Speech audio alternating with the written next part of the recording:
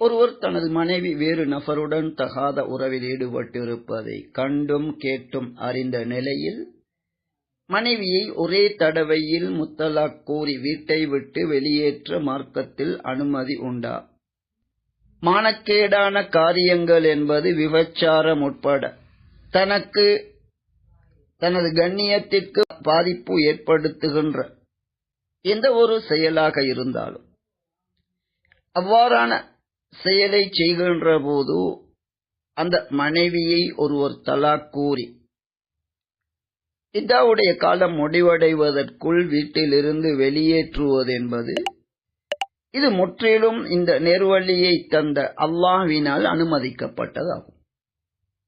அல் குர்ஆனின் 65வது அத்தியாயம் தலாக் என்ற பெயரிலேயே காணப்படுகின்றது. இதன் முதல் வசனத்திலேயே அல்லாஹ் தெளிவாக சொல்லுகின்ற விடயம், உங்களது ரப்பாகிய அல்லாஹ்வை பயந்து கொள்ளுங்கள். தலாக் சொல்லப்பட்ட அவர்களை உங்களது வீடுகளிலிருந்து நீங்கள் வெளியேற்றவும் வேண்டாம், அவர்கள் வெளியேறவும் வேண்டாம். இல்லா யஅதீன பிஃபாஹிஷத்தின் முபையினா, தெளிவான மானக்கேடான காரியங்களை அவர்கள் செய்தாலே தவிர என்று கண்ணியமிக்க அல்லாஹ் கூறுகின்றான். எனவே விபச்சாரம் உட்பட மானக்கேடான காரியங்களை ஒரு மனைவி செய்கின்ற போது அவளை தலாக் சொல்லி வீட்டிலிருந்து வெளியேற்றுவது என்பது முற்றிலும் அனுமதிக்கப்பட்டதாகும். ஆனால் ஒரே தடவையில் 3 தலாக் கூறுவதென்பது நிச்சயமாக இஸ்லாமிய வழிமுறை கிடையாது. 3 தலாக் கூற வேண்டிய அவசியமும் கிடையாது. 3 தலாக் ஒருவர் ஒரே சந்தர்ப்பத்தில் கூறினால் அது ஒரே தலாக்காகத்தான் கணிக்கப்படும் என்பது இஸ்லாமிய தீர்ப்பாகும். நபி அலைஹி ஸலாத்து வஸலாம் அவர்களுடைய காலத்திலே 3 தலாக் சொன்னாலும் அது ஒரு தலாக் என்ற எண்ணிக்கையில் தான் அது கணக்கிடப்பட்டது என்பதை சஹீஹ் முஸ்லிமிலே தலாக் என்ற 18வது பாடத்தின் 2வது தலைப்பின் கீழுள்ள ஹதீஸிலே நாம் பார்க்கலாம். ஒரே தடவையில் 3 தலாக் கூறுவது என்பது அறிவு ரீதியாக அது அவசியமானதும் கிடையாது. எப்படியோ தனது வெறுப்பை காட்டுவதற்காக ஒரே தடவையிலே 3 தலாக் சொல்வது என்பது இது அவசியம் கிடையாது, நிச்சயமாக இஸ்லாமிய வழிமுறை கிடையாது. எனவே மானக்கேடான காரியத்தில் ஈடுபடுகின்ற தனது மனைவியை தலாக் சொல்ல விரும்புகின்ற ஒருவர் ஒரு தலாக் சொல்வதே இஸ்லாமிய சட்டமாகும், சுன்னாவாகும். அதுவே போதுமானது. அதே போன்று தனது வீட்டிலிருந்து அந்த பெண்ணை அவர் வெளியேற்றிவிடவும் முடியும்.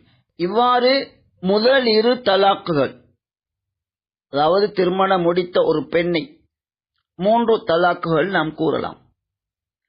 முதல் தடவை 2வது தடவை இந்த 2 தலாக்குகளும் நாம் சொல்லிவிட்டால் மானக்கேடான காரியத்தில் ஈடுபட்டாலே தவிர அந்த 2 தலாக்கின் போது அந்த மனைவியை எமது இருப்பிடத்திலேயே நாம் வைத்திருக்க வேண்டும், உணவு போன்றவை அந்த மனைவிக்கு வழங்க வேண்டும்.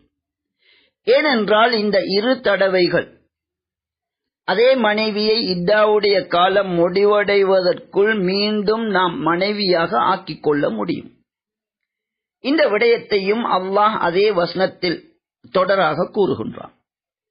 எனவே மானக்கேடான காரியத்தில் ஈடுபட்டால் என்பது மிக தெளிவாக ஊர்ஜிதமாகினால் அந்த மனைவியை ஒரு தலாக் சொல்லி எமது இருப்பிடத்திலிருந்து வெளியேற்ற முடியும். 3 தடவை தலாக் சொல்வதென்பது இஸ்லாத்தில் ஆகுமானதுமல்ல. 3 தடவை ஒருவர் ஒரே அடியாக தலாக் சொன்னால் அது 3 தடவை என இஸ்லாத்திலே கணிக்கப்படுவதும் கிடையாது. நபி அவர்கள் மரணித்ததன் பிறகு 2வதாக வந்த ஹலீஃபா உமர் ரலியல்லாஹு அன்ஹு அவர்களுடைய காலத்தில் ஒரே அடியாக 3 தடவை தலாக் சொல்லுகின்ற ஜாஹிலிய முறைமை மக்களிடம் அதிகரித்து விட்டது. இதற்கு ஒரு தண்டனையாக 3 தடவை ஒரே அடியாக தலாக் சொன்னால் அது 3 தலாக்காக கணிக்கப்படும் என்ற ஒரு சட்டத்தை இஜ்திஹாதின் அடிப்படையில் உமர் ரலியல்லாஹு அன்ஹு அவர்கள் தீர்மானித்தார்கள்.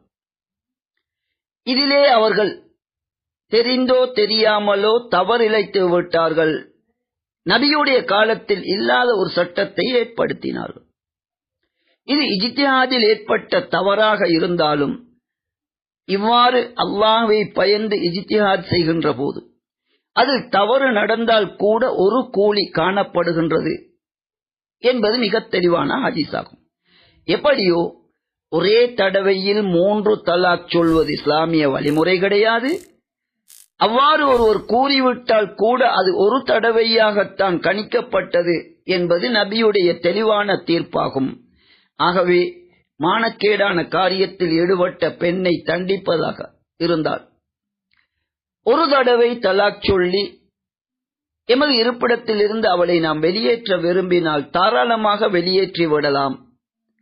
ஒரு தடவை தலாக் சொல்வதே போதுமானது, அதுவே சுன்னாவாகும்.